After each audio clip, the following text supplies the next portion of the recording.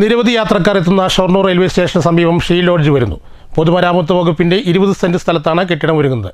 നവകേരള സദസ്സിൽ മുഖ്യമന്ത്രി പാലക്കാട്ട് എത്തിയപ്പോഴാണ് ഷീ ലോഡ്ജ് എന്ന ആവശ്യം ഉയർന്നത്. സംസ്ഥാന സർക്കാരിൽ നിന്നും 3 കോടി രൂപ പ്രവൃത്തികൾക്കായി അനുവദിച്ചു.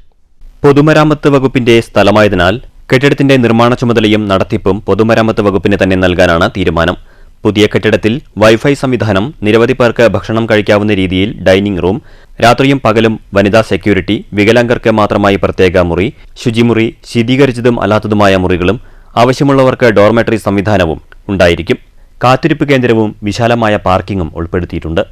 സംസ്ഥാനത്തെ ഏറ്റവും വലിയ റെയിൽവേ സ്റ്റേഷനിൽ ഒന്നായ ഷൊർണൂരിൽ നിരവധി യാത്രക്കാരാണ് ദിനംപ്രതി എത്തുന്നത്.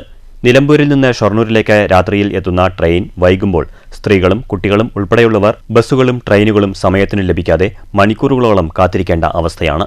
ഷീ ലോഡ്ജ് കൂടി വരുമ്പോൾ അത് നിരവധി പേർക്ക് ഉപകാരപ്പെടും എന്നാണ് യാത്രക്കാർ പറയുന്നത്. നിലവിൽ സ്ഥലം താൽക്കാലികമായി ഓട്ടോ നിർത്തിയിടുന്നതിനാണ് ഉപയോഗിക്കുന്നത്. ഷീ ലോഡ്ജ് നിർമ്മിക്കുമ്പോൾ ഓട്ടോറിക്ഷകൾ നിർത്തിയിടാൻ പകരം സ്ഥല സൗകര്യം കൂടി റെയിൽവേ കാണണമെന്നാണ് ഓട്ടോ തൊഴിലാളികൾ പറയുന്നത്. പദ്ധതിയുടെ പ്രാരംഭ നടപടികൾ ആരംഭിച്ചതായി പി. മമ്മിക്കുട്ടി MLA അറിയിച്ചു. News centre, Shoranur.